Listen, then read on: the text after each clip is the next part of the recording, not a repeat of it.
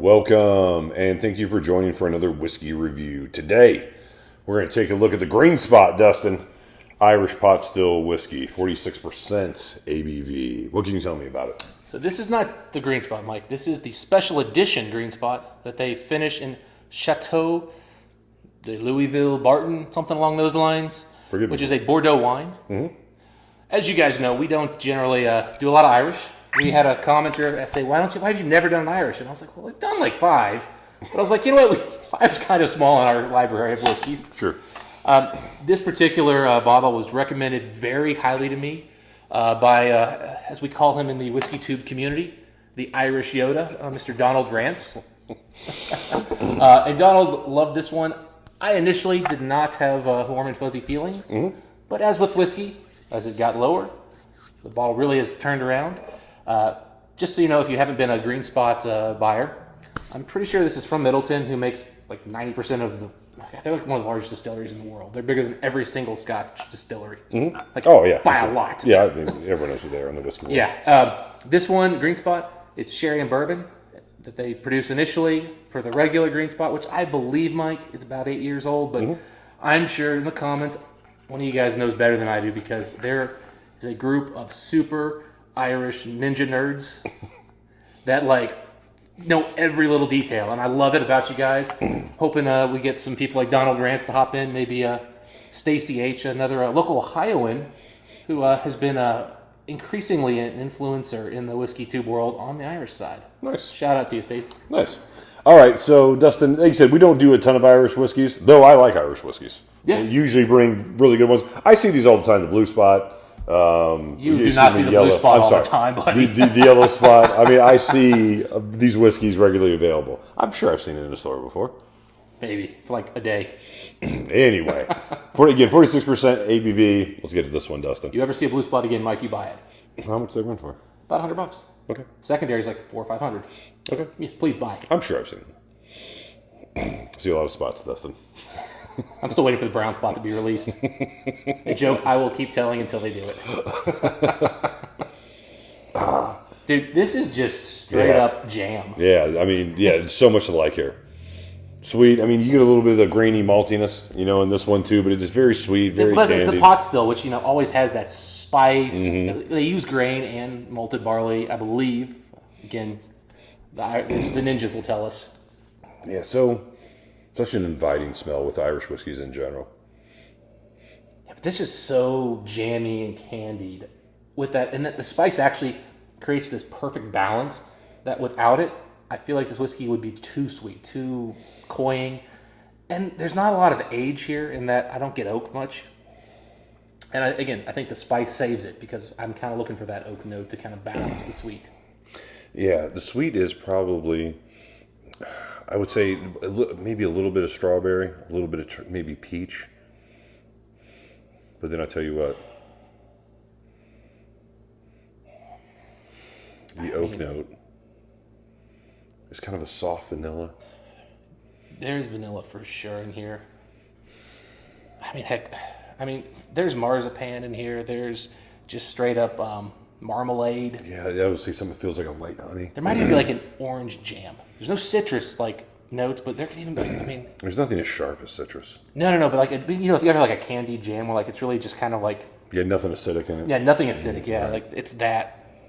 Now, with what you just said there, strawberry for sure is in here. And a little bit of peach.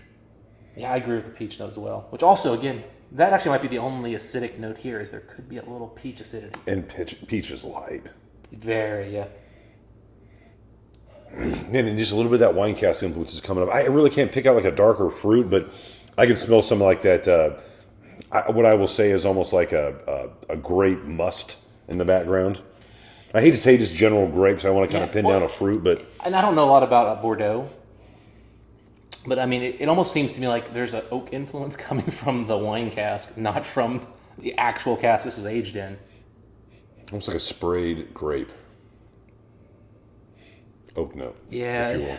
I am definitely starting to notice oak, but again, like the oak and the grape seem to be like the same thing. Like they're coming together.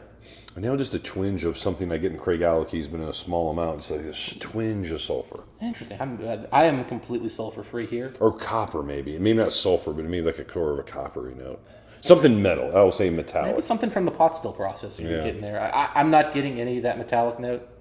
What I do get is this sort of, I almost want to say it's reaching medicinal, and it's not, but it's this kind of clean vanilla copper. Well, maybe now I'm saying copper notes. You've said it so many times, but there's this vanilla spice thing that I get on Irish whiskeys, but usually it's more overt. It's more like all the way through the back end of the nose. This one just has a little hint of that.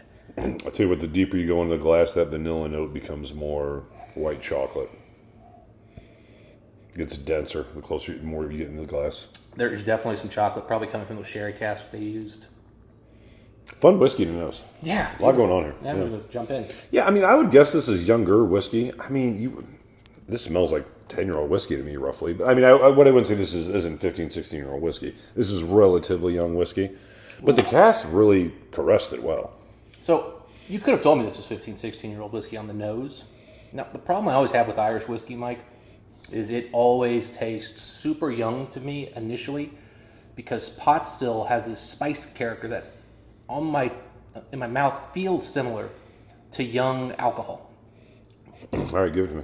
And that's coming through right here, is that pot still spice, heavy vanilla, creamy, mellow, and then sort of chalky vanilla oak is kind of how I like to describe it.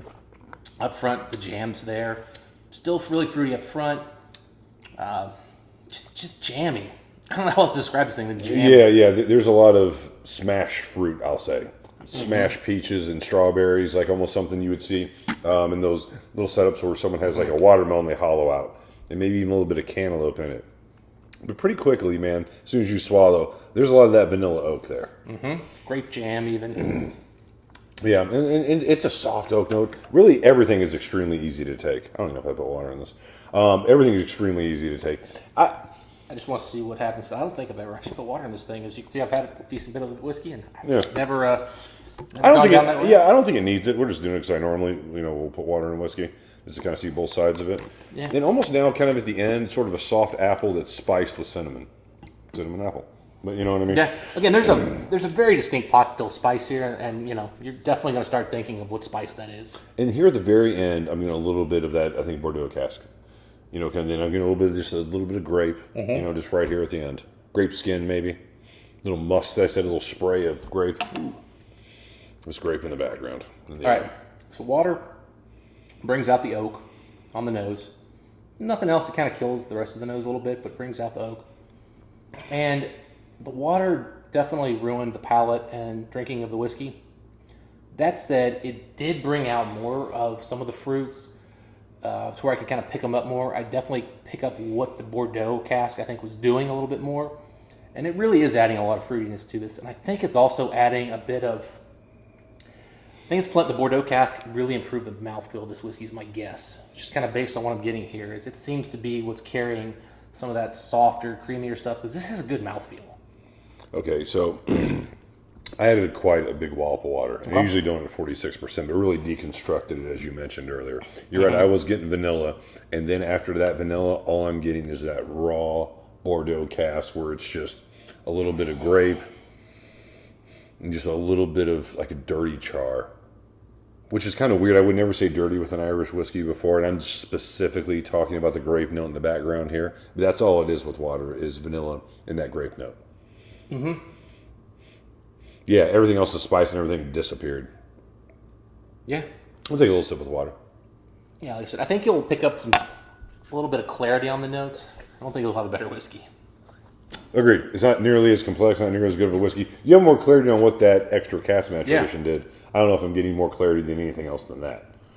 The clarity is don't add water to this whiskey. Yeah, do not. This does not That take should water. be clear. That should be our clarity to you is don't add water to this whiskey. Do not. This does not take water well. They unraveled it extremely quickly. But overall, a pretty interesting whiskey. As far as the whiskey score, though, the fact that it unraveled so quickly, that's not a good sign.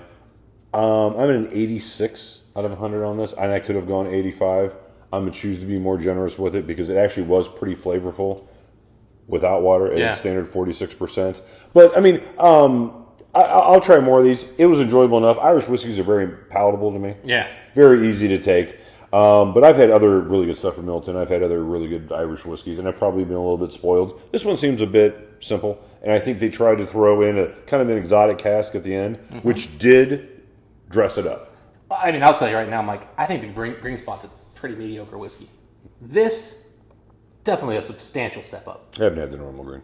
Yeah, you don't want it. Where are you as far as whiskey's going? So I'm trying to make sure you didn't influence me there, because I was between two numbers, and... What two? 85 and 86.